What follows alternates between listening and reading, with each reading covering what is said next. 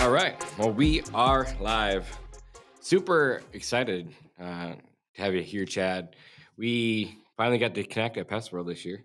So we'll talk about Pest World for sure. We had a lot of cool things happening. We had a great time. But finally got connected to see online all the time. And I was like, dude, this guy's a stud. Finally ran into you. We just chatted real quick. Said, hey, I got to get you on the podcast. Like, no, I'm going to hold you to it. And then you ate a bug for me. So I appreciate that. And then I think the next day we already figured out how to get this thing done. So today we have Chad Louk, which is really cool. He owns Prodigy Pest Control out of Sarasota, Florida. Massive company, which is fun. You know, I love to see others win too. I was just going through your pictures last night before the podcast and saw your lineup of your fleet. Super cool picture. That was awesome. But Chad, welcome to the show, buddy. Thank you for having me. Appreciate the warm welcome.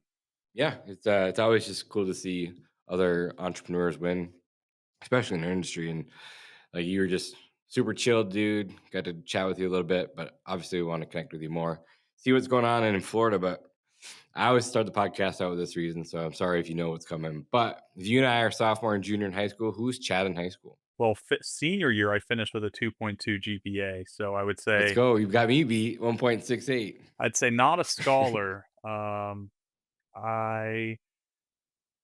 I'm not gonna say woe is me, but I was kind of bullied in middle school. I wasn't a Who big in the hell could bully you? You're like 8 feet Yeah, I tall. wasn't a big kid. I was not a big kid until 8th grade summer. So then I shot up and was really skinny, lengthy. So started going to the gym, getting big. And then by senior year, yeah, you're right. No one was bullying me. I was a big guy. But yeah, just kind of, figuring out myself. I had two older brothers that went into pest control and door-to-door sales. One's 6 years older, another's two. And Where so did you where did you grow up at? Chicago. Yeah, out suburbs of Chicago. Gotcha. So I always knew, they did well, relatively speaking, right? And so I knew right out of high school that's kind of what my pathway was going to be too. And so I think I didn't push myself. If I was looking back now, I think I'm a firm believer that any opportunity given should be sought to its fullest. And so even though I had no ambition of going the college route, I wish that I would have paid attention. I'm sitting in school 7 hours a day. I wish I would have focused more, learned more, taken up that information. But yeah, I got right But into. even if you would have taken up that information, do you think it would have done anything for you where you're at today anyway? Um, yeah, definitely, right? Like the more knowledge that you can bring in, right? Like this podcast, this is a learning experience for me. I get to talk to someone that runs a successful business, and I think same thing with school, right? I mean, I take some courses online with colleges, and ultimately, yeah, I think that's a great thing. So, Yeah, I did too. And it's not like I was a bad student. Like I wasn't defiant or anything like that, but I just didn't care. I had no interest in what they were teaching. And like I've said this in the podcast a million times, but I've literally checked out zero books from the library unless I was forced to. And now I can't get enough knowledge. Like I can consume all kinds of content. I could read a book a week and like I just can't get enough. But I was just never passionate about what they were teaching. I didn't give two shits about geometry. Like I just didn't care. But you found something that I was passionate about, I was all in, you know? I'd say I was a late bloomer then in that scenario. I relate to you. Didn't realize that knowledge was powerful until later on in my life, and try to learn as much as I can now. I was in football in high school. Grew up Mormon. I think a lot of our background, door to door sales, right? A lot of the guys come from the Mormon background. But they always come from Utah. So Right. that's why I asked. So you said Chicago, like, oh, maybe he's not. My relatives, most of my family lives in Arizona or Utah, but my dad, I was born in Arizona. We relocated to Chicago for his job when I was 8. So I lived in a city with 2,500 students in a school, and I was one of 8 that was Mormon. So definitely didn't fit in there with the crowd. But yeah, that's my background. That's high school. There you go. That, that's cool. What did your parents do? My dad was a district manager in a pharmaceutical company, which when Obamacare hit, he actually got laid off. So we went from being middle to middle upper class to living on church food, food stamps, government aid. And that was right when I was a freshman in high school. So we had money and a nothing. And I can really appreciate that, right? Where we lived a pretty outside our means lifestyle when we moved to Chicago, um, and then lost it all. And so I can really appreciate that struggle that we went through, and I am glad that I did go through that all through high school. Um, I'm one of 5 kids, so my mom had to get a job during that time as well. She was a nurse administrator at a big hospital. And I know you're not the oldest because you had 2 older brothers. So where are you at in the lineup? The middle, yeah. So middle child. Today, every one of us is in pest control. My Really? my parents work for me as well. I got to move down here 3 years ago, so uh, all of us ended up that way. So I can thank my oldest brother for getting into it and recruiting us all in some one way or another. That's cool. How did your brothers get recruited? Back to the Mormon roots, right? So my oldest, we were all in scouts, and one of the scoutmasters was the owner of Point Pest Control in Chicago, and so he recruited him to door, and then the next, and then I ended up in that as well. I was there 2 years, and my second year at the end of it, they bring us in, talk about coming back next summer, and funny enough, they'd hire a marketing company to come in and handle all the door to doors. The owners were stepping away, and I got offered a lower commission percentage to come back, and I was the number 2 rep in the office, so obviously that offended me. And I say it's funny because now I own a marketing company, and so I'm outsourcing reps and all that, so it's like a full circle, understanding the margins and all that. But yes, I've been through all that. I did door to door for 3 years and then opened my own pest control company. Hold up, quick pause. If you're on a pest control company or fertilization weed control company, you're not in our Facebook group, you're choosing the harder path. Every operator that's in there is skipping years of mistakes because people are actually sharing what's working right now. So stop trying to brute force your way through growth alone. Search Pest Control Millionaires on Facebook or click the link below. And now let's get back to it. Now, your older brothers, are they with you currently? No. So my second oldest brother and the brother of the owner of Point, we partnered up, opened a company called Infinite Pest Solutions. And so we were there in Naples in 2018 in Florida. And then he opened up in Orlando 2 years after that. But I was only a partner in that company for 8 months. I didn't really like the market in Naples because it's a snowbird community. And so during the summertime, it's completely dead. And if you know Naples at all, it's ocean on one side, 5 mile wide strip of homes, and then Everglades for 100 miles. So you're not in a big territory either. And I felt like it would stunt our growth. So there's a few other things going on in the partnership, but ultimately I decided to sell out. And I had an on-compete about 90 miles. So that was Sarasota, Florida. I moved up there. I guess September 1st, 2018 started my own. Walk me through like the first year of Sarasota by yourself. Oh, mm. Well, I was 21, probably a lot of regret, right? I left the business with 2 partners. One of them was in his 30s. He was handling all the technical stuff, right? Um, and I was lost, man. I'm just being honest. I was lost. I had just sold over 500 accounts for Infinite, and the way I exited was really early, and so the contract basically was not in my favor at all to exit. So I had no money. Um, I didn't want to go back to knocking doors for someone else, though. I felt like that would be a step back, and so I recall multiple times begging them to take me back as a partner. Um, And they said no. yeah, well, Like, no, no, yeah. I dude. mean, basically, my Yeah. brother and I, we had the same skill set. We were both door-to-door salesmen, and so the third guy, Jason Woodbury, he realized he didn't need both of us to be partners, and so it was kind of a good move for him. And I don't judge him for it at all. It was me who ended up coming to him wanting to exit. Um, but yeah, I was burnt out from knocking after a year straight with Infinite and the previous summer I had done. Um, so nothing really happened. We had, I think it was 68 accounts that I had from Infinite when I left. That was kind of up north in that area. And so those accounts came with me. And I honestly was just a dude in a truck teching those, which was like 5 stops a day, right? Uh, Coasting. But you know how to do door to door. But I wasn't working. Yeah, I was burnt out, and it wasn't until February of next year, so 2019, where a buddy of mine from Point had hit me up and asked if he could come blitz for us. And then I recruited a guy from the gym to be a technician, my first tech. Once I had those guys there, it was no longer a this is Chad's pest control company. He was like, I got guys relying on me to pay their bills. And that put my back against the wall because I couldn't. We weren't a big company. We probably were bringing in 4 grand a month on those 68 accounts, right? So that pushed me hard to get things going.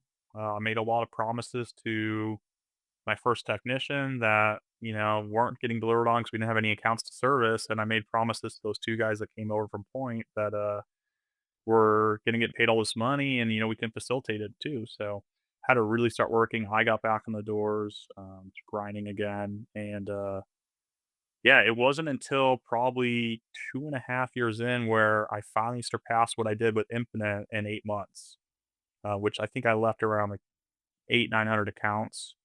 And then it wasn't until 3 years where we finally hit 7 figures in a annual basis. So the first 3 years were super slow. As you know, that time that was COVID, so we cut our program during that time as well.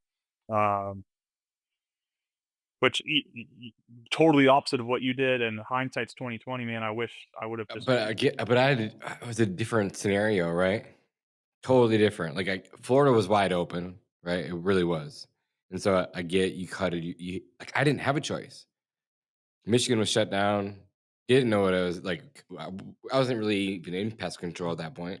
I had to travel to Wisconsin to go do pest control and never knocked a door in my life. Didn't come from the industry, didn't know anything about knocking doors. Like I went and taught myself for the first summer. I think that for the first summer I put in like 300 or 400 accounts on my It's own, but very impressive for teaching yourself. look, but it sounds like it. Half those accounts were like one times. Oh, okay. I was Yeah, there you just go. trying, but I didn't know, right? But I just didn't even know. Like I just needed cash, and then finally I started to learn a little bit. Went out to Sam, went to Sam Taggart's events. Shout out to Sam, and then they was like, oh, once I had like the know how, like saw reoccurring because before I was like doing pest control, we had like 400 accounts, but they were like seasonal accounts, like two, one summer, one in the fall. That's everyone was doing here, or it was like triannuals, right? So although it sounded really good, like I could sell accounts. I think my best day was like 15 accounts at the time, but there a lot of them were one times, and I'm not even gonna lie. There's nothing to lie about. I just didn't know, but I was good at it because I had to be. So like then when COVID came around, like I think I brought in like 3 or 4 guys like the next year, and everyone was home, happy to see us, and it worked out pretty relatively good. But I didn't have a choice. Like where you were like, yeah, it was weird times. Let's cut our losses, and I was total opposite. Like I had to go do something. I didn't have a Yeah, choice. panic had set in because they did close down Florida for like it's probably 4 weeks. It wasn't even that long, and pest control was actually essential business. Could you argue that door to door is essential? Probably not, right? But I remember right before that shutdown happened, we were knocking, and it was totally legal, right?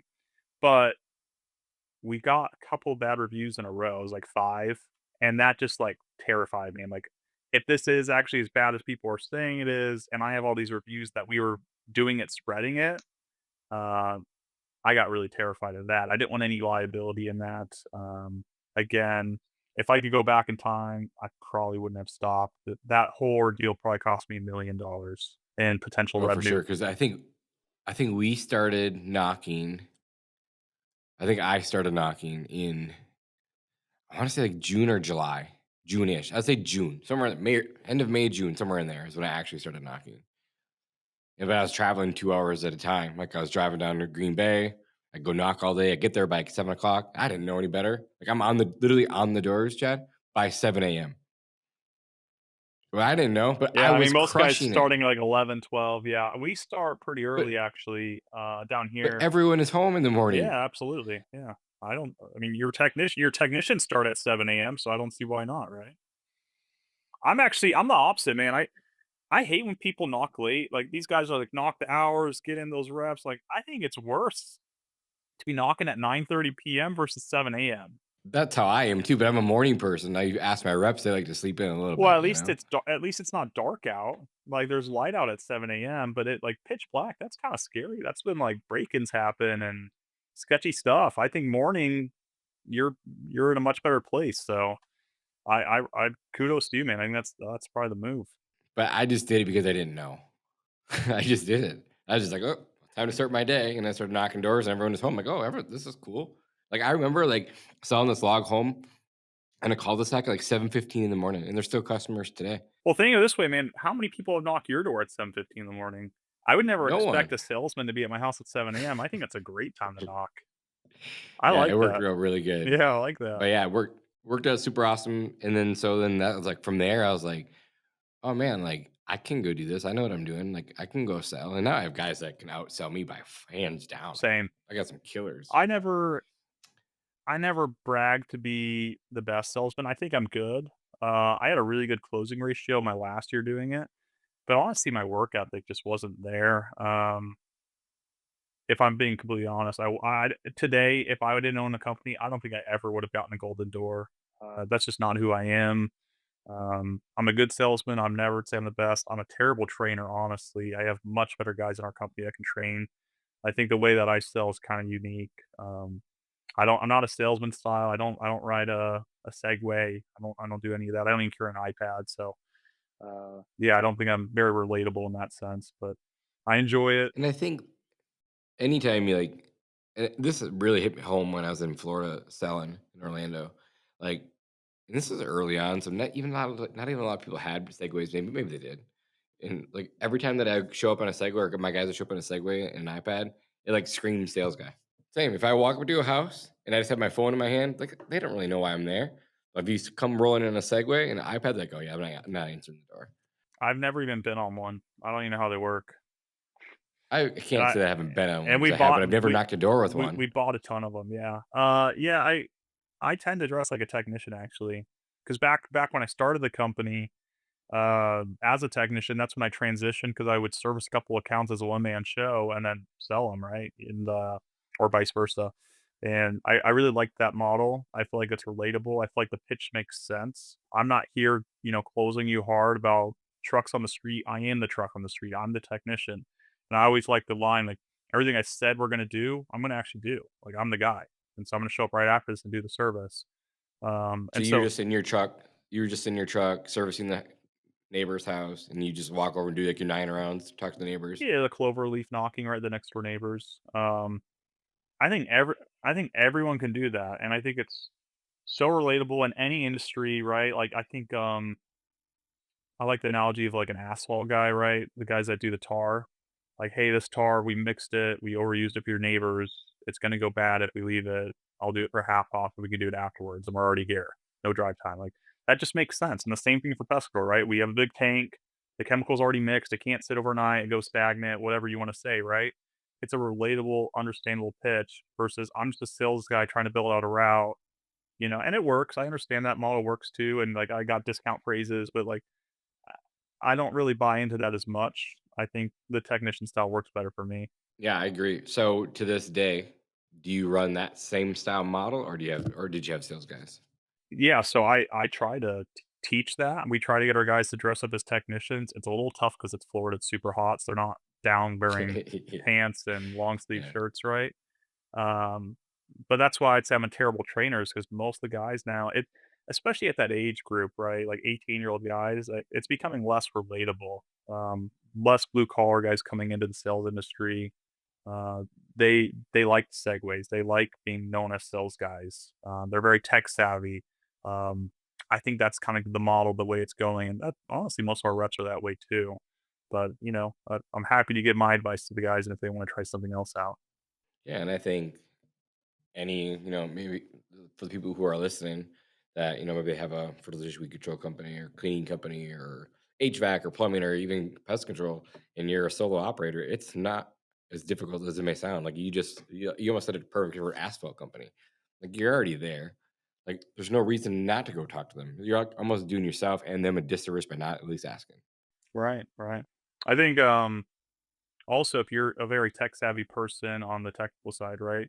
Like I can knock on someone's door and that sales guy came by and talked about prices or services they offer, and then you go by and you do an inspection after it was sold and point out all the issues because they're not doing that. No one's doing inspections anymore.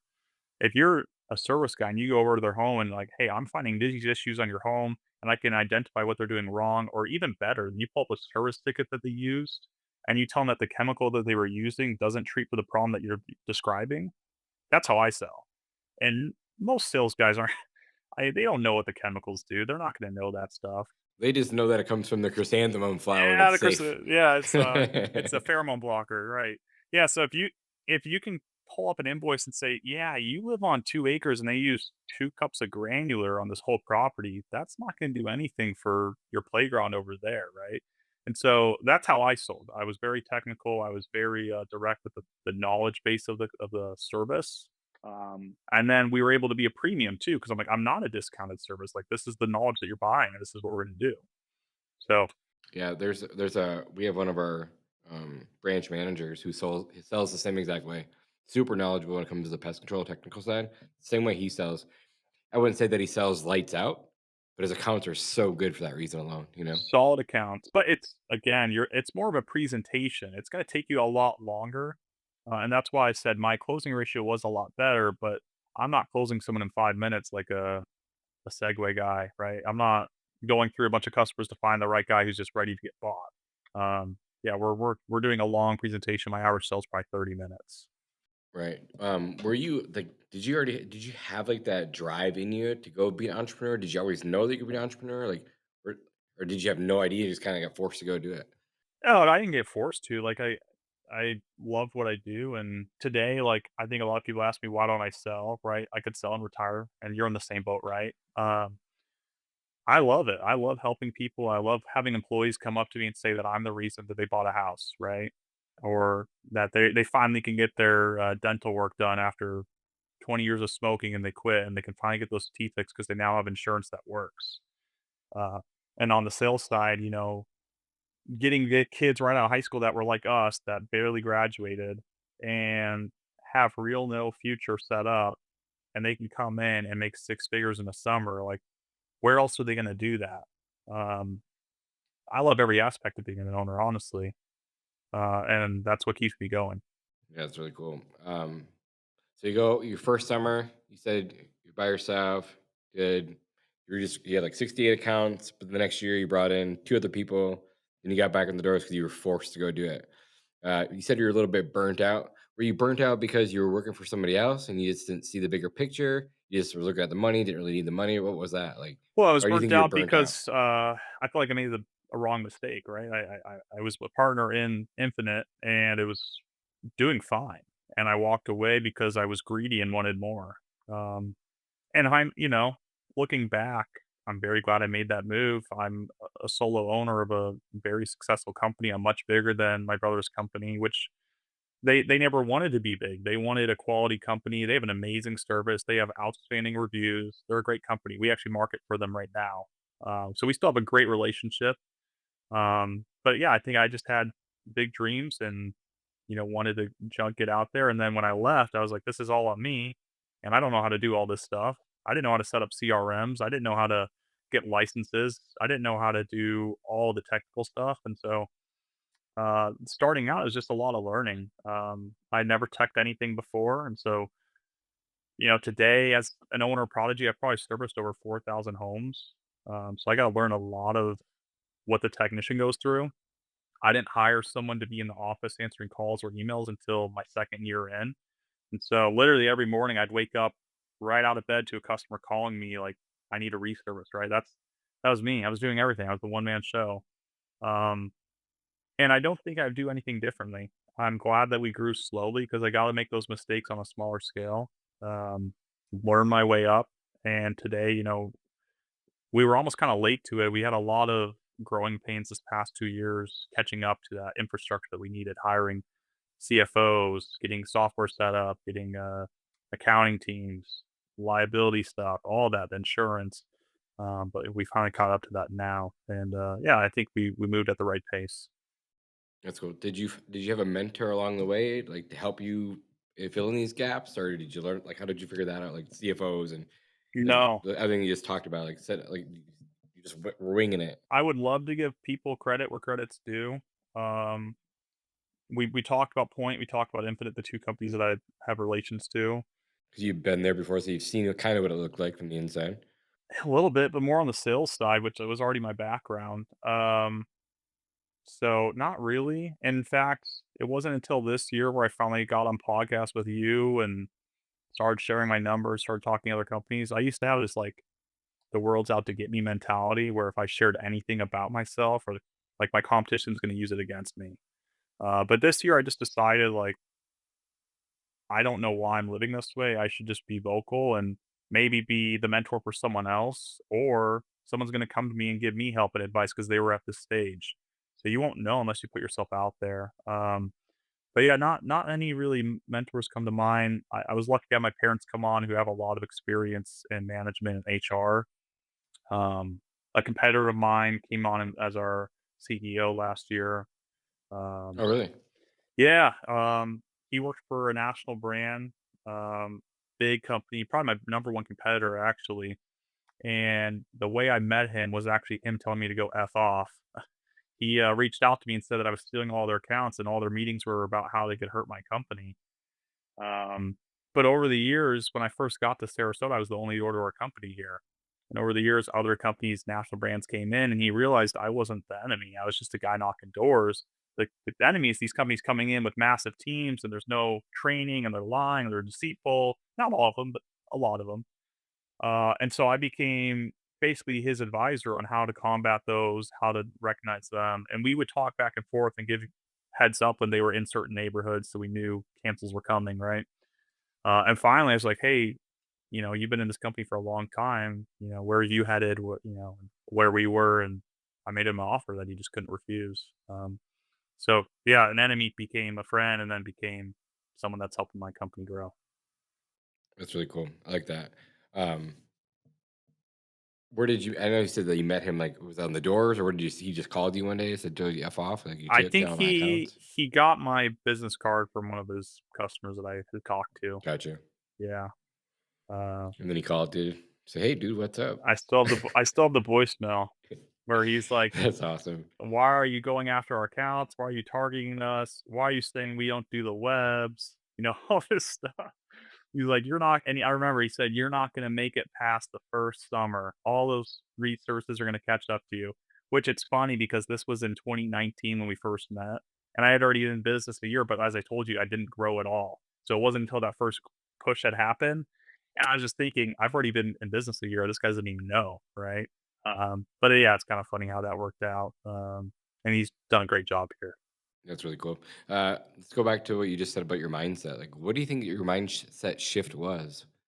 That was like, hey, like I'm just over here by myself. I'm not sharing my knowledge. Like I'm too afraid to tell my competitors. Like I have people who live in my own market who listen to the podcast all the time, and they're not even my friends. Like they might see me as a competitor, and they might not like me, but they respect me, like because I'm giving away the free information. Like I had one call me last night. I didn't get to answer it, but he literally called me last night. He's in my own market, No, I think what and you're I've known him doing for is a long great. time. But it's just like, I I told you when I met you at Pest World, that one of your franchisees actually we were recruiting at yeah, one point. Justin, Yeah, yeah, so we had talked to him, and I was like, "Dude," at the time, he had just started there, and yet your brand was not growing yet. Well, his particular branch, and then I just saw a video that he's over $1 million. So obviously, glad that he stayed there. Good move for him. But what you're doing now is you're creating friendships. You're creating people that look up to you, and so now the chance of me recruiting against you again, very small because I respect you and I know you, and I don't want to have that right. That's how it is. So I think what you're doing is creating basically like this non-compete. And I think for your competition on in your area too, they're not going to want to take your accounts because they respect you. They talk to you now. You're creating this connection, this network. Um, and I kind of I think it's the same thing. I got guys. I just talked to a guy on the East Coast in one of our branches, competitor of mine, and we did a little interview at Pest World. Um, yeah, I think that creates a friendship now. We're not going to compete as hard or as aggressive as maybe we would have. I had never heard you at the time when I was trying to recruit Justin, right? But now that I know you, like, I'm not going to hit that guy up again, right? He's out of my pipeline. So it's kind of funny because like you didn't even have to tell me that. Yes, I walked up to me, started talking. It's the first thing he said. Hey, I was trying to recruit one of your guys. Like I didn't know. Sorry. He's like I'll never do that again. I was like, I mean, glad that he didn't go. He's a stud of a kid, doing big things, and he's all, like no matter where he goes, he'll do something big. Whether it's here or somewhere else, the kid's gonna crush wherever he's at. And so I think that maybe I found like a diamond in the rough. Like he was in a rough spot, but he was like a gem. Like yeah, been in business since he was 14. He's in the lawn care industry. Um, Crazy story how we met. And but I've mentored him for a couple of years and then give him an opportunity. I didn't like Chad. I swear to God, like I never once pitched him on working for us ever. Like I just wanted to mentor him so he could go do better with whatever he was going to go do. Then he decided one day that he was going to sell or go into a franchise with a big company. So he franchised that company, and then he did it for a year. He's like, you know what? I'm done with this thing. I want to go on a pest control. Can we do it? And I said, that's up to you. I'll never force you to do anything. It's up to you. And he decided to come on like that next spring and crushed it. I think I'm happy where I'm at, and I also think helping other people without any intent of getting something back eventually will come back for you. Um, we had a guy work for us for 2 summers, knock doors for us, and we had offered him kind of the same model that, Justin was on, and, didn't end up working out. You know, he, had different visions of what he wanted to do, and I actually helped him start his own company in Sarasota. So he's actually a direct competitor of mine. He knows exactly what we do, worked for me multiple years, and, last week, he had sent me a referral of a technician. It's like, "Hey, this guy hit me up. He wants to be a technician, but I'm not big enough. I don't need him yet." And he's not termite licensed, so this guy sent me multiple termite referrals too. I helped someone start a company. I signed off on his license saying this guy had worked here. I didn't have to do that, but because I did, someone that's working my direct market is now sending me or leads, referrals, and I don't think he's gonna go after our clients. I he could, he could, but I don't think he would. And the same thing we said, talking about our numbers and how we do business on this podcast. I've had multiple people reach out to me after these kind of podcasts asking for mentorship or uh, I own a marketing company. They've hit us up to hire our We'll talk about services. that. We're gonna talk about that in a little bit. Yeah, and Haven't so got there yet. getting myself out there is I don't know, but I don't think it's hurt me at all so far, and so I'm gonna keep doing it. Yeah, and like again, even if someone does say something bad, like you're gonna have haters regardless of what you do, whether it's big or small. Like my mentor said, if you don't have haters, you're not doing something right. So just get used to it. It's very And true. then I was just then I kind of just took the Joe Rogan mindset as like just post and never look back. Like so I've never listened to another podcast. Like my own. I've never read the comments. Like I just don't. There's no point. Whether they're good or bad. If someone reaches out to you directly, I'll talk to them. But like I just don't read the comments. Just don't do it. Like, there's absolutely no reason to go like indulge into that. Again, most people are just sitting in their basement, living in their mom's house, like, have something like, nothing better to do but to comment. It's like whatever, dude. Like I'm out here doing my thing, whether you like me or not. Like I'm out here just to make the industry better as a whole. And like you said it from the very beginning of the podcast, you're here to learn, and that's what I'm here to do. And people just get to listen. So we were at Pest World this past week, and people couldn't believe that I don't take sponsorships on my podcast. It's one of the biggest podcasts, if not the biggest podcast in the industry. And I've never once taken a dollar. I have offers all the time. Am I saying that I'll never do it? I'd say that I'm more open to the idea now after leaving Pest World and then after leaving my event in Kentucky. But I was like, I never wanted to be owned by someone. Like, I literally just did it for fun. Do I see the power of it as far as like having like a big name behind your brand? Okay, now I can kind of see that. Okay, open up my asset, but like it's literally just for fun. It's literally for me to learn. I hit record so others get to learn along the way. And I feel like that's probably the reason why it got so big. And maybe it's not, I don't know, just guessing. Because I'm not doing it for anything other than that. Just to meet people like yourself. You're a stud in the industry. Like I get to learn from you, you get to learn from me, and it just makes the whole industry a better place. Yeah, and I mean, you walking around Pest World, everyone was flocking to you, It was right? nuts. Right, and It so was nuts. if you didn't have this outlet, you'd probably be walking around there, no one would know you, and I think you have so many opportunities that come from it besides sponsors or your own spot, your chemical reps or whatever it may be. They may give you breaks now because they're hoping that you will allow them to be sponsors. So So at Pest World, it happened twice to me. Both companies came up to me and said, "Hey, we'll do this for free for an entire year for you, as long as we can be in your podcast." I'm like, "Yeah, maybe we'll see." I just don't like if I don't believe in your product and I don't use your product and I don't believe in it, and I'm not saying that I wouldn't, but like the podcast was never to pitch anything to anyone. Like, I don't need a bunch of people on here, like, just wanting to pitch to my listeners. Like, that's not what it was about. Like, seriously, it was just about, like, I wanted to just learn. And you guys get to learn from me, I get to learn from you, and everyone in the industry gets to learn from each other. That's what I did about it. But going back to what you said, and I've never said this publicly because it just happened too. Um, I was in Boston a few years ago, and these two guys walked to me like, "Hey, you're the TikTok guy," and I was like, "What?" Like, "Yeah, you're the TikTok guy, right?" I'm like, "I don't know. I guess I have TikTok, sure." And like, "No, this you look at." I'm like, "Oh, okay, cool."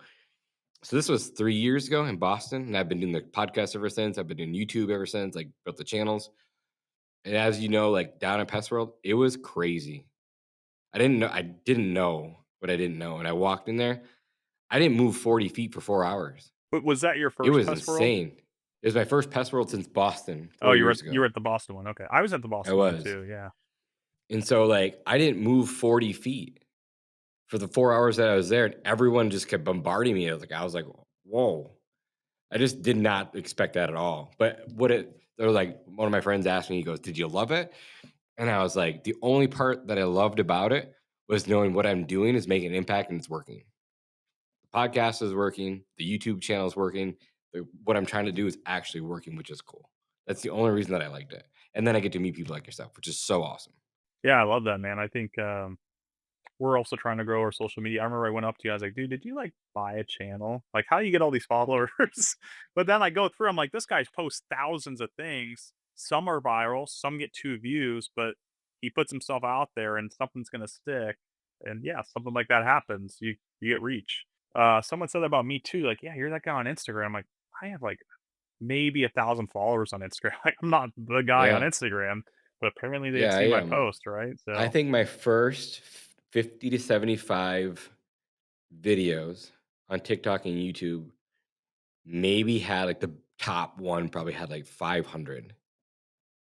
And I just kept posting every day, like, no one's watching. But that's the best time to practice because no one gives a shit where you're at. They don't care. Like, no one's watching you. You can still, even though the channel's big. Um, just yesterday, we were posting in this group chat that we have from Pest World, and we're talking about like what the house is going to look like next year and sponsorships. And they had me post like my reach over the last 30 days just on one channel. The reach was 1.1 million in the last 30 days. So it's just like, well, going back to like my first 75 videos ever, maybe got like 500 views, and then one aeration video took off like crazy, got like 108,000 views. I was like, wait, that was weird. I didn't know why. I had watched one of your videos, and you were talking about how one of your clients had actually watched your videos too, which is super unique, right? To have a podcast about how you run a business and that your clients are interested in that they want to know how your business is doing and how you grew, and they want to support you. That's really That's awesome. another thing that happened with the podcast that I never would expect to do ever in my life. Like having customers sign up through pest control for because they heard the podcast. Like I never would imagine that in a million years ever. But it's happened multiple times. Like, oh, that's interesting. But yeah, now we've had YouTube videos do over 10 million views. So it's just like it's just like anything though. Like anything in life. You just have to, like you said, you have to go all in. You have to. Like it can't just be part-time ever. Like everything they do just gotta show up every single day and do it. Like I love the podcast because I get to meet people like yourself, get to learn. So I enjoy it. So it's not like I'm forced to go do this. Like it's cool. But it's just like it's just showing up, just like at the gym, right? Like you said earlier, showing up to the gym every single day because you're not going to see results for the first 6 to 8 months.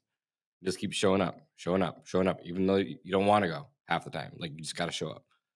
And that's half of it. So it's the same thing with social media or podcasting or anything. You just got to show up every day and keep doing it if Yeah, you want to see success from it. and you don't know what's out there until you put yourself out there. If you're available and you have all those potentials, eventually something's going to happen from that. That's why I don't think anyone ever regrets putting in the work and not seeing results, because eventually something comes. And I use the word luck a lot, but it's not luck. You were putting in the work, and it finally paid off. Yeah, there's that old saying that says the harder I work, the luckier I got. And my mentor told me years ago, like if I bet you 10 years ago, he told me this. He goes, Jonas, The bigger that you get, the more opportunities that you're gonna have. He's like, so just put in the work now because it's gonna pay off in the future. But he's like, the hardest thing about that is like you're gonna have to learn to say no. And that's like where you have to weigh your options. Is it really worth it at the end of the day? Yeah. I said I didn't have a lot of mentors. I've had people that I've hired to work for me that have been great assets to the company. Um, but I remember you had just posted a video about hiring, or you went to Alex Ramos's event. So you seem to be a firm believer in mentors and coaching. Um, convince me why I'm doing that wrong and why I should get into that. That's What am awesome. I missing Yeah. here, man? Yeah. There's so many people out there. Like, I'm not smarter than everyone. I'm just not. Like, I'm fully aware of that. Agreed. But Same. I just like, and I'm not saying that, but I'm not taking that stuff away from me. Too. Like, I know that I'm a smart guy. But at the same time, it's like, if you can go pay X amount of dollars to go learn one skill set that'll make you $10 million for the next year, would you go do it? Of course you would. So why would you not? There's just that's the only barrier to us. Like there's just we lack knowledge. I'm so black and white. Where I'm like, what's the most I could charge per hour for someone to hire me, right? And you had said you paid $100,000 for 8 hours sitting with him in a room, talking to him. I'm thinking, that's how much a degree is at a good college. I Um, just had this conversation with my ex yesterday, and we have a good relationship. But she's like, "I can't believe you paid for that shit." I was like, "Well, how much did you pay to go to school for 4 years?" yeah, but it's like, but that's 4 years, right? You spent one day with this guy. That's Yeah, but like, but again, that one thing already has made me over $1 million. And not only that, like there's part of that, right, that we talked about before the podcast, like what I'm gonna do. But like now people are willing to pay me a quarter of that to come talk to me for an hour. So it's like it's part of building your personal brand yeah, too, right? okay. But then, yeah, that's what I'm saying is what would I be willing to charge someone? I don't know if I've ever charged anyone to mentor them because I don't feel like if it works for you, I'm very happy for you. But if not, like I told you from the beginning, I'm not a mentor. And I'm not either. And I'm not either. Like we have the Facebook group and stuff like that that I like to give back, and I have the YouTube channel that I give away for free. Coaching's always going to be there for me, for everyone. And so I see all these people that are out there coaching that have never done anything. I always, it's not to knock them because everyone at levels needs a different coach, right? And I totally understand that. So they're doing a good thing. But it's like I've always said, if you can't do it, coach it. Because that's what I see a lot of. Like, oh, I can't go do this. It's too hard. So I'm just going to go coach it and teach it. Like, go build something like you have and then go coach. The coaching thing's always going to be there for us. Always. So double down on what you're doing now, because eventually, like you go sell it because it could sell now. But if you really put in the work now, like in 5 years, like you could sell this thing and go live off an island somewhere, own it out, whatever you want to do. But like coaching will always be there for us. So like I'm just not a coach either, and I don't want to be a coach. We hired a door-to-door sales trainer this summer, and he would hop on a call with us. And my reps are like totally not involved in these, most of them at least. I was like, why aren't you guys paying attention? This guy's giving you good stuff. And like, well, if he was actually good, he would just go out and knock and make money. And I'm like, no, he's trying to help you guys. And then they're like, well, how much do you pay him? And we go through the math of it and like, yeah, why doesn't he just go knock? Right. Yeah. And I think Because you know why? Like you just get burnt out on, like you said, you just get burnt out on the doors to go trying a he different is a thing. good trainer. And yeah, but yes, that's probably my mindset is like, if you really were this business guru, like you wouldn't need to be a coach. Um, I'm trying to move away from that. I do try to, like I said, learn more now and put myself out there. Been to a few events now with coaches, but um, yeah, I feel like I would rather hire someone to do it for me than learn it almost. That's kind of how, There's some things that you can, right? Especially like a director of operations or a finance guy. Like, of course, like they have so much knowledge over their career. Like, I'll never know as much as they do. So yeah, same thing. Like, I'm just gonna hire that person. But then there's people who are at next levels, right? That are doing $100 million in a day. yeah, there's levels. So like you said, like I've had guys hit me up like, hey, I'm opening a pest control company. Teach me how you did it. Yeah, I could probably teach you how to get a few routes. Like I could probably teach you how to do door-to-door sales. And for me, like if I was to talk to someone that's $100 million company, I can learn a lot from them at this stage, right? I'm in the valley of death right now. I'm in the most risk for liability to get sued and to go bankrupt. So there's probably a lot that I could learn there. It's those things like that scenario. Like you have, I won't say the number, but tons of trucks on the road, right? And there's your liability. Like that's the shit that's going to keep you up at night at this level because it's just one thing that could take down the company. Like you just have to make sure your ducks in a row. So learning from the people who have been there and done that at bigger scale than we are, as the people who we want to pay to learn from, like get through that phase, right? For sure. Yeah. So if you can go sit down with those people, really, really learn, like it's like, okay, I bought maybe I paid 100,000, but saved me a million or made me a million, you know? Yeah.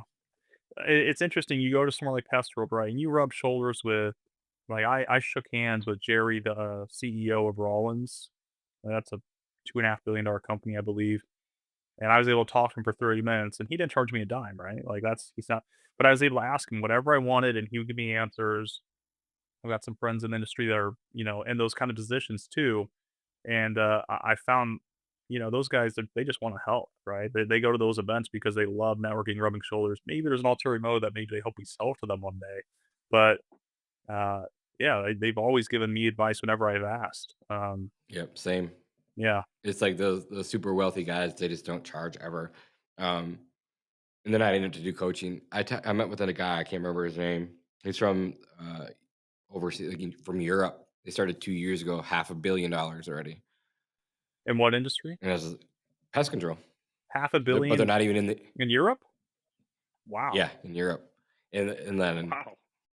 they're just getting into the States now. They're not here yet. I got to sit there and talk. I was like, hey, would you like to be on the podcast? He's like, yeah, I'd love to. It's like probably in his 70s. Super awesome dude.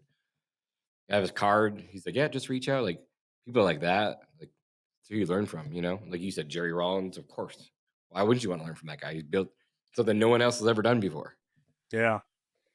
Yeah, Pretty impressive. we were able to rub shoulders a lot with the greats there. It's a great convention. It is. And then we had that little, I don't say little, but that big house, that influencer house. Super cool. Lots of fun. Um, it was really cool because there was a guy in there named Joey, super good dude. We gave a giveaway, and he had to submit a video. And then we all got to vote on the video. Just starting out his business, like he's his first or second year, and he got to come network with us. I want to say this publicly, so everyone paid for him to be there, had a good time, and then he came in. He just got to learn from all of us for like 4 days straight. That was one of the coolest experiences for Yeah, sure. It's like absolutely. being able to give back like that, you know. And I think we made a lot of noise at that house too. It was fun, and lot of a lot of big players reach out afterwards, wanting to support us for next year. One of the largest companies in the world, like they reach out for a show for next year, so it could get interesting. That's awesome. Yeah, you gotta put yourself out there, right? Yeah, but it was fun, and so it made a lot of noise. But we also had a lot of fun. We get to network with a lot of people. Get to learn like people doing big things in that house is really cool. You know, you get to learn a little bit from everyone. We ran some podcasts while we were there. One dropped today, which is cool. It was a really good experience. Like your network with some pretty high level guys, you know, and guys Yeah. that are just starting It was out an too that interest you can yeah, just it was a mix. There's, like, 5 it was companies a that mix, just yeah, opened this year, yeah, right? yeah, so people that opened just a year, opened 2 years ago, 3 years ago, people been in this for 20 years, like, it was a fun time. It really was. It was a good time. Um, you say you have, multiple branches now, or is it just the one in Sarasota, or Yeah, what's yeah, we're, it look like? so we're in Boca Raton, which, is on the Oh, you East are? I Coast didn't of know that. Florida. Boca's Yeah, awesome. love Yeah. it there. I Beautiful love place. Boca. They just got hit by Some a big houses storm. there. Yeah, I mean, some of our most expensive clients were $1,000 average. I mean, we're charging so much money out there. It's competitive as all could be, but people want a premium service. Um, so we go just north of Miami there, and then I have an office in Port St. Lucie, which is near Jupiter. Um, so basically north of Miami all the way up to Melbourne on that coast, and then I cover um, about let's see, Port Charlotte, which is just about in 45 minutes north of Fort Myers, up to Tampa Bay area. We cover some northern cities up there.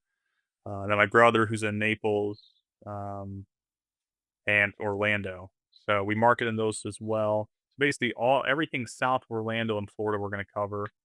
And then we're opening another branch in Florida this coming year as well. So hopefully by end of next year, we'll be covering everything. Cool. With your brother, have you guys discussed an acquisition ever like that, or Um, he probably 3 years ago was exploring with his partner. His partner, oh my gosh, man, his wife's sister and, her husband both got cancer 2 years apart and died, and they had 6 kids, and Jason and his wife were the godfathers of these kids, and they have 4 Oof. kids. Um, Amazing people, they took them in, obviously. 10 Yeah. kids. Yeah, 2 of them were already out of the house, but yes, so 10 kids under their umbrella. Um, they moved back to Idaho where all those kids were at, and, so really wasn't able to work in the company anymore. He does remote stuff a lot, really smart guy, um, but he had to step kind of away from the business, and then my brother, he's kind of a nomad, he likes to travel, he likes a work-life balance. Again, we're just kinda different in that philosophy. I work if I'm awake. Um, so they at one point were looking at that, and then just kind of changed their tune. They realized why walk away from this passive income they're making every year to make a quick buck. Um, they didn't want to start over, just like I don't want to start over. I don't want to sell because this is all I know. I'm not going to do anything else. I would just start another pest control company. Um, and so I think it'd have to be some crazy number that I can't afford, that doesn't make sense. And so this year we decided, hey, let's just market for these guys. We'll market for my brother's company, cover the whole state of Florida. They've gotten back into involved in the company. They're starting to run it. They want to grow it again because the past couple years they've just been a quality company making crazy profit margins. But like, yeah, we're gonna go all in on this. Let's grow it. Let's make it big. And now they're even talking about expansion as well. And I don't think there's any ambition of them getting any M&A involved right now. Gotcha. Cool. You said that you're marketing for companies like agency. I know you talked about the door-to-door reps marketing. So what all do you guys do outside of just pest control? Just door to door and just pest control. I've been in this industry 10 years. I spent a weekend working for Vivint in Elko, Nevada, a gold mining community when I was 19, and I realized that's not for me at all. I don't like that. Nothing against that company, but I think pest control is a unique situation. You've got things that are lower totem pole, like I see a lot of guys moving into the window washing programs where they're like a one man show cleaning the windows, right? That's a low barrier to entry. It's a one and done. You're making a couple $100 each sale. Cool. You're not building a brand, you're not building a business. And then on the higher end, right, like where guys will go to solar or roofing, those are too hard in my opinion. That from the pitch to close, you're waiting sometimes months to get paid on those accounts. Um, Litigation, laws change. Solar was huge this year where laws changed with the tax credits. Yeah. Um, Yeah. Killed. yeah, you've got the home's got to face a certain way, the roof's got to be a certain age. Is their credit good? Like you have all these just hoops you got to jump through. Versus pest control, I don't care if you own the home. Like I don't care what your credit is. Can you pay $500 a year for pest control? Can you pay $800 a year for pest control? You already have a service. I'm going to be $20 more per service and do this much more. It's like a no brainer, right? And the commissions are crazy good. So I played the sweet spot and all marketing as a whole, where it's not too hard to make a sale and it's not too low of a commission. And so I've really never explored any opportunities elsewhere. I think Pestrol for me just makes the most sense. To the guys that go to higher tickets like solar or something, I'm like, well, why don't you go all the way and just sell private jets? Like, if you want a higher ticket, like go do that. And I like the reoccurring revenue. I don't like the one and done. So I want to build a brand that's profitable long term. So How did you get into the marketing side of it? it wasn't by choice. I wasn't looking for it. We have been doing door to door for 6 years, and finally hit a point where it's like we have to stop recruiting, or we got to pay our guys less. And Henry Ford has a saying where if you stop putting money into marketing, you die. And I felt like I love what I do. I love door to door, so I hired that competitor of mine to come in as my CDO, and he replaced me in the pastoral company. And had a great relationship with the company where I'm from in Chicago called Rose Pest Solutions. We talked about that a little bit. Yeah. Yeah, they wanted to get into door to door. They had never done it. They've been in business over a century, great reputation. Owner was a U.S. congressman, just really good brand. I threw out a number that I thought was crazy, and they were like, "Yeah, no problem."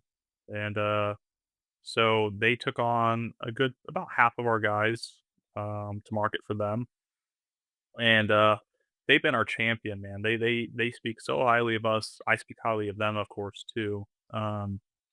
But they've sent us so many referrals to market for, and what was originally just going to be working with this company to outsource my guys, and then eventually when I can grow and bring those guys back into Prodigy Pests.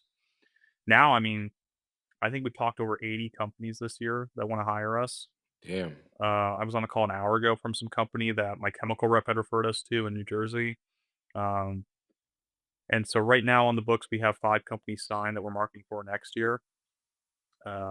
Again, it's talking about, the one and dones. That's the problem with the marketing company is sure the commissions are great, but you're not building a brand. You're not building anything. You're building someone else's brand. And so I still want to do pest control. I still want to be pest control owner. I still want to go all in on that. Marketing company is just kind of extra, but it quickly is showing that like this company could easily be bigger than my marketing company because the ad spend that they have is much bigger than the ad spend that I have. If I am outsourcing my company's reps to 5 other agencies, they can afford to spend much more marketing dollar wise. So if I really wanted to, I feel like that could be a much bigger company. But I really enjoy pest control, so this business isn't going anywhere. How you like? So, did you have to fly up to Chicago the first time you did it with your reps, or did I you don't think send we them on their had own? to, but I'm a so the reason why I left marketing for other companies to start my own is because I didn't like selling something that I didn't believe in. And this wasn't on point. This is my third summer. I had a gap year, and I won't say the company, but company I worked for my third year was not a good service. And you're pitching to these people. It's a national brand. You're pitching these people that are mom and paw companies that they're using, right? That you're gonna be better, and you're not. Like you're not gonna be better than the one man show. Um, and later into the summer, I found out that things we were taught, like chrysanthem flowers, right, or pheromone blockers, or you're treating the full yard, like this was all not true. And I was taught this by the company. And so I wanted to be the best, and that's why I started my own. And I also, when I'm marketing, I got to believe in that company too. Rose, I believe in that company. Um, and so of the 80 companies that hit us up, a lot of them didn't fit the criteria that we needed to even work with them to begin with. But before we sign a contract, we meet these people, we see their service, we go to their organization, we make sure we're a good fit and that believe that they're a good company. We're not just looking up their Google reviews and saying, "Oh yeah, they're a good company." Like we're going in depth.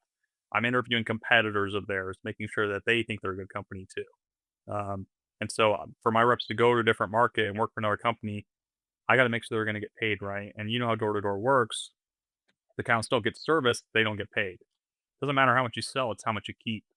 And so I got to work for the right company that's going to facilitate that and keep my customers long term, and that they're going to maintain those customers year after year and speak highly of the program that we had that works. So yeah, it has to be a good fit for us, and I got to believe in that brand. Yeah. So you actually went to Chicago. Did you get to sell in Chicago at all? I did, I did. What'd you Um, think? so I grew up there, so I know the market pretty well. Um, I we started April 7th, which I've been in Florida 7 years, so I did forget So you're cold. I did forget how cold it is in Chicago in April. It wasn't until I think it was May 18th that I got above 72 degrees. That was the first day, and, that was a huge blunder. Big mistake on my end getting started there that early. A lot of guys left because of that. For sure. It's just really hard to get traction too on the doors, like when it's super cold out. Absolutely, yeah. There's not bugs anywhere. Like, yeah, there's no real urgency for anything. So that was a big issue that we had. We had to use a different software because they don't use the software we used. We had a different door-to-door program. Didn't really like that, so it was a huge learning curve there. Overall, we hit our goal. We hit the revenue mark. We had recruited some guys from one of the largest door-to-door pest control companies in the nation. That was my next question is how you recruit all these guys. Yeah, that they It's got like the sued. $1 million question everyone asks, right? So they got sued, um, which I had never been through. I've never sued a rep. I'm not that guy. I think you're your 1099, go where you want. If it's not here, like, go somewhere else. But they argued that they broke the non-solicit because they took a couple of their buddies. Kid made like 100 grand last year, and they're suing him for 2.2 million. So I don't know if it's the exact number, but something crazy. Um, and his partner got terrified, rightfully so, and went back to the company. Um, I try to give as much advice as I can in that, but I've never been in that situation.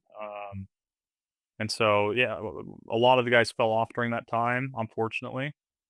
Um, of course, when you're going up a behemoth like that, it's hard to stay. And They got the money to throw at you. yeah, and the guys that stayed the whole summer, they're in their head they're meeting with lawyers. They're talking to their These parents about guys are how this. 18 years old. Yeah, Yeah. I mean, it's terrible, man, and that's the real tragedy of this industry. And they're gonna argue that they're right, and maybe they are. Maybe this kid broke a non-solicit, maybe, but he's 19 years old, and he's a 1099. He's not working in the market that you had him in last year. Like, let him go. At least that's me. And I've had guys leave us. We had a team in April, and my new office that opened in Florida. For whatever reason, he felt that I had wronged him, and ended up taking his team. Tried to recruit the whole office though. He had a small team, like 6 guys. He tried to recruit my other like 6 dudes that were there. Went to another company. I probably had every right to sue the guy. That I can't do that. I think that's so wrong, so immoral. He went out, worked for us for a year, did amazing things, made us a lot of money. He made a lot of money. If they want to go somewhere else, let them. And I get it. It's in the contract. My contract says the same thing, non-solicit. I get it. Do understand that. Um, but this is capitalist America. This is freedom. If you want to go somewhere else, let him go. And this guy, he recruited these guys. He was the one that brought him there in the first place. And same thing with mine, right? And so I let my guy go. I just, it is what it is. We filled the gap that summer. Luckily, I found some other reps, made it work. But yeah, I think something's got to change. And that law this year that didn't make it through with that non compete, that's a damn shame, man. That really needs to be there. We really need to move away from the non competes that we have in America. Um, yeah, it's unfortunate that got held. I believe it's Texas that held it up at the Supreme Court. Yeah, I mean, if I want to go up in the new market, go somewhere totally different, I agree with you. Now, if it's the same market, same customers, they're coming after you with a non-solicitation, like I agree with Yeah, that. yeah, That should yeah. be the place. Yeah. Even if they're in the same market, though, unless they're taking my direct like customers that you sold, okay, no, like if you grew up in Sarasota, Florida, and like I said, I helped that guy start his own company in my own market. He's from here. This is his home. Who am I to say that he can't open his own company? We've had 3 technicians open their own companies in our market as well. I didn't help them do it; they did it. Some did it while working for me. I'm not a big fan of that, but Yeah, for sure. That's where the non-solicitation should be in place, right? Taking your like they're servicing your customers, and all of a sudden they're on the back end, like, oh yeah, I can do it for cheaper because what they're doing. and believe it or not, didn't sue those guys either. Probably should. You gotta send a message at some point, otherwise people walk all over you. I get that. Uh, I'm just not that guy, man. I think if I create enemies like that, or yeah, I don't like the legal system like that. I don't agree with that. What's your favorite size team for a market then? 12 guys. Yeah, 12 guys. You get like 7 or 8 of them that are like second year, third year, and you bring on a couple rookies. Yeah, I don't like the door-to-door model where you're like, I bring on 50 dudes and 42 of them are rookies that are 18 and never knocked a door, and they're gonna do 20 accounts and fall off, and then I don't pay them a dollar. That's that's messed up. I don't like that at all either. That's another issue, door-to-door. Um, Also another thing with door-to-door is they rely too heavily on the cancellation fees. I've seen some crazy things where these people are charging 80% of the contract to cancel. And you see their line items, like, I heard about one of these companies that, like, 35% of the revenue was from cancellation fees. That's disgusting. And they have 8,000 one-star reviews. And then they explode it with a bunch of 5 stars from whatever, you Other see their from other markets. own reps leaving 5-star reviews. It's egregious. Yeah, that part of the door-to-door industry I hate, and that's I why hate it. I hate, that we're attached to that we are a door-to-door company and that we do that sales program, but I'm not that company that sends 50 reps of 18-year-olds and we don't train them anything technical. We just give them a sales cycle pitch, BS, and send them out on the road. We take them in the truck, we train them. I go on the doors with every single one of my reps. Every one of my reps, either myself or my brother has personally knocked with. So we personally hands-on are training our reps, making sure they're quality. Um, and I get it. I'm a smaller company. I'm not a company that has 2,000 reps. Obviously, at 2,000 reps, you can't do that, but there needs to be systems in place for the quality and the ethics. And I think that's why a lot of door to door gets a bad industry. I And they really should. do because they They just, should. yeah, They really should. I agree. Because they just, like I said, you go out and hire 500 people that don't know a thing about pest control. They send them out there. So there's a couple states now, which Florida, I think, might be one of them. They have to go through like their technical training, to even go sell in the doors. That's the way it should be. That is Florida is one of them, yes, and I'm a big push for that. We last year were on the board with FDAX. I did a meeting with them talking about this, finding ways to fight these big companies that are doing it. I think there's Florida. I think it's Texas, California, North Carolina, Kansas City. Oh, Oklahoma might be one. I can't remember exactly. It might be one of them, but there's like 5 or 6 or 7 states that all require it, which like every state should be going forward. I agree 1,000%. And on the other end, I think, there's a lot of marketing companies out there that do door to door. I don't know of many of them that own pest control companies like me that do marketing. So a lot of those marketing companies, and I don't know many of them because I haven't hired them personally, I can't speak to it, but I think if I'm a salesman that starts a marketing company, I don't care about profit, I don't care about reviews. All I care about is how much commission I'm getting. Commissions in your paycheck, absolutely. When someone hires me, I've been through that. I've owned a company, I've owned a pastoral company, I know all that matters. I know how to treat the technicians. I know what to promise that the technicians are gonna deliver, you know?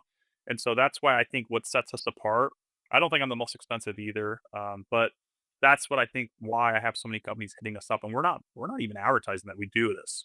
I've only been on podcasts talking about that I have a marketing company, and people are just hitting us up, um, which is really cool. I think if you go back like 5 years, I think a lot of the big companies hated door to door, and they're like, "There's no way I would do it." And they're like, "We'll just do M&A to get bigger." And now these companies are realizing some of these the biggest pastoral companies are door-to-door companies. And they realize the model, if you don't do it, you're gonna get left behind. You have to use this at some point. I don't think it has to be your main marketing strategy, but the call I had today with this company, they're like, "We're spending $420 to acquire a customer online," right? That's insane. And it could be anywhere, right? That's a really bad number, right? Like, we're in the low 2s. And then they're like, we could pay someone to do door to door for us, and it would be like $650. Sure, it's a little bit more, but they're gonna sell 10 of those accounts on the same street versus I'm getting this account in a different city. It may be a wildlife trapping one-time job, like, right? So that's the big advantage of having door to door. But I think it's a means to an end. I think if you're reliant on door to door being your only strategy to grow your company, it's not gonna work. You need to figure out a way to phase it out completely, right? My branch, my main one in Sarasota, we didn't knock this year here. I don't have plans to knock here next year. Um, you need to figure out ways to organically grow or get your technicians to sell, your inside sales team to develop, um, and utilize the door-to-door team's only selling pest control, right? And so when you have all these accounts that are just one subscription services, now you go in there and you start talking about termites, start talking about mosquito, rodents. You get all those other ones upsold, and all of a sudden you got this customer that was $600. Now they're paying $1,800 a year with you. And I paid not 100% on them. Now I'm paying the technician 15% to make all those upsells, and that's when it becomes Yeah, super your LTV profitable. just went through the roof. Yeah, absolutely.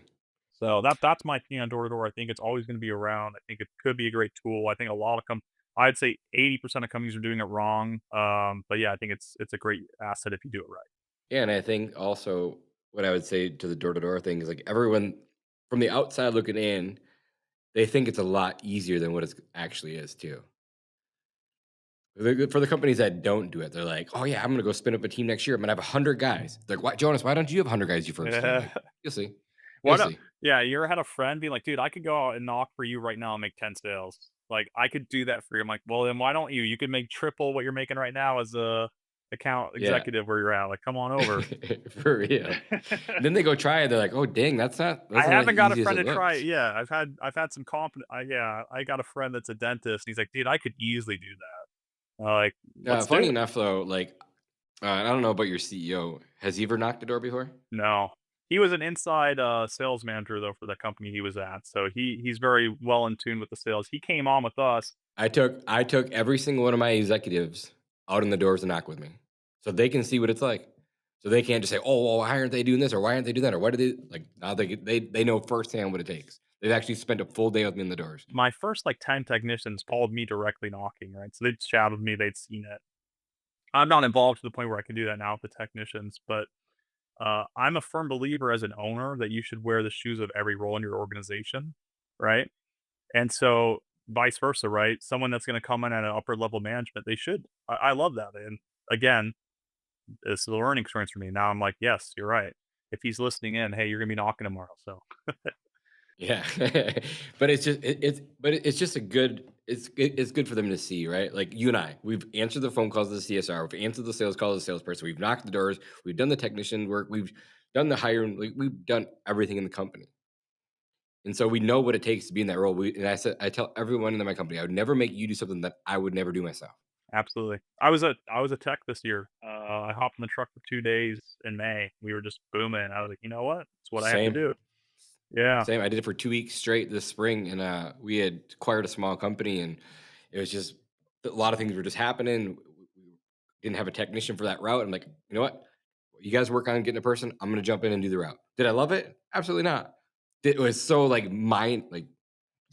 careful what I say, but like it was like my mind was just like free, like just to think and have a good time, and I actually enjoyed it. But would I want to do it every day all day long? No, because that's not the best.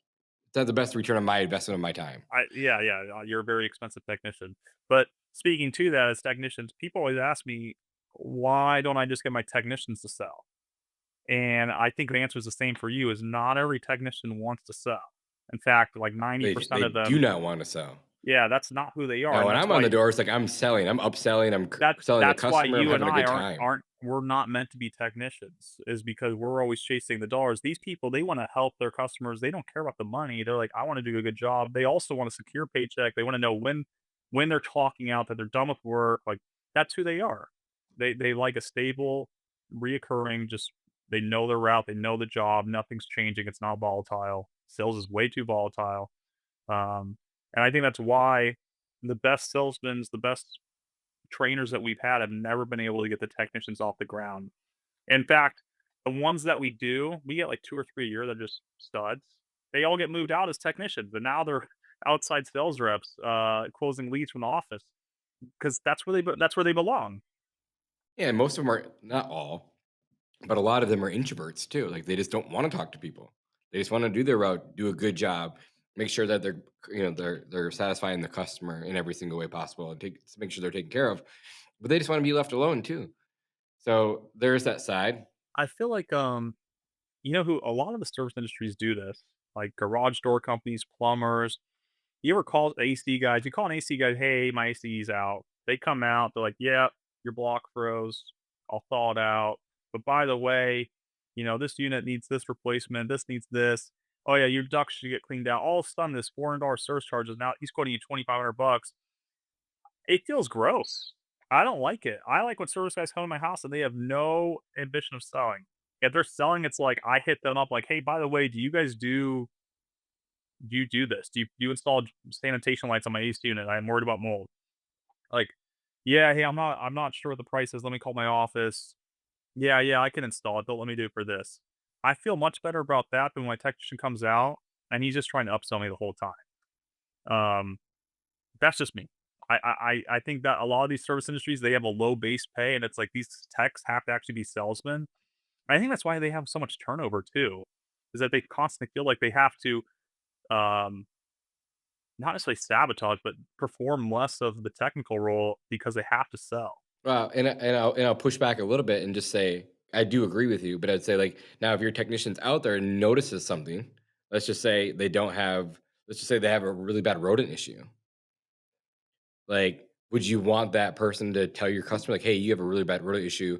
like we should take care of this while we're here, or Oh, set up a schedule to like call the absolutely. office. Like, yeah, Yeah, absolutely. Yeah, I think, the majority of my technicians, probably 80% of them don't sell a single dollar an entire year, right? And the 20%, they're really good, um, but, and then, like, 10% of them, they're good when you give them recognition. They need that recognition. It's not even about the money for them, they just wanna be recognized in the company. But then 10% of them are like, I can't make this base pay. I need to make double that. I'm gonna go out and sell." And those guys end up just getting moved out as technicians altogether, right? yeah, super awesome. What is the? I know you have a lot going on, so it's cool. So maybe you haven't thought about this far, but maybe have what are the next 3 to 5 years look like for you, Chad? I did touch on it. I'm opening another branch next year. I heard like I kind of threw that. You said in a different state though, right? No, in Florida. So that'll be Oh, our Florida. between my brother's offices, which I respect, and we're marketing there. We're not gonna open in those 2 cities. So once that branch that I have up in the north part of Florida, that will cover the whole state. So I'm super excited about that. Um, so we'll cover the whole state of Florida. After that, I think we're not ever gonna be a national brand, but I'd like to be like a mid-Atlantic slash East Coast brand. Um, I have a vision of that happening. So I guess long term, 5 years, I'd like to have 10, maybe 12 branches. Um, I don't have any ambition of selling out. I've had offers to sell that would retire me right now, but I'm only 28 years old. I don't know what else I would do. I'm a kind of person that needs tasks. If I don't, I'll probably just get depressed. I need something to wake me up in the morning, go out. Love my family. I've got a wife and 2 kids. I love spending time with them, but I need purpose. I love helping the people that work for me. I need to get out and work. Um, so I'm a far away from retirement. But yeah, just and then on the door to door side of the marketing company, we're getting pretty involved with that. Do you have full time recruiters for that then? I would like to say that every rep we have is a recruiter. Hopefully, they think they are. But we have in our organization 10 managers, and they do most of the recruiting for us.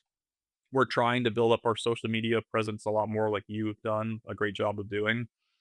So hopefully, getting more into social media recruiting rather than the old days where you go to a college campus and set up a booth. I think that's becoming less and less in this industry.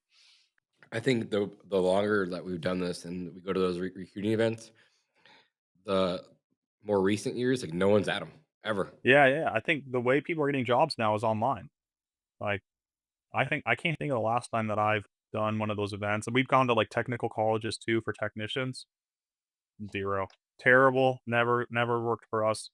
Um, I think people yeah, they're just on social media now. I think even the door to door has become way more apparent on social media. Guys recording them knocking, recording the crazy situations they get in, talking about all the money they make, posting the Corvettes that they drive now because of it. We have a guy, if he's listening, he posts a video every single day. Every time he goes home at night, he creates a video and posts it online. Creating a massive following for himself. Just everything that he goes through on the doors, it's so cool. Yeah, it And works. he loves it. Ev Yeah. I spend probably 3 hours a day on social media.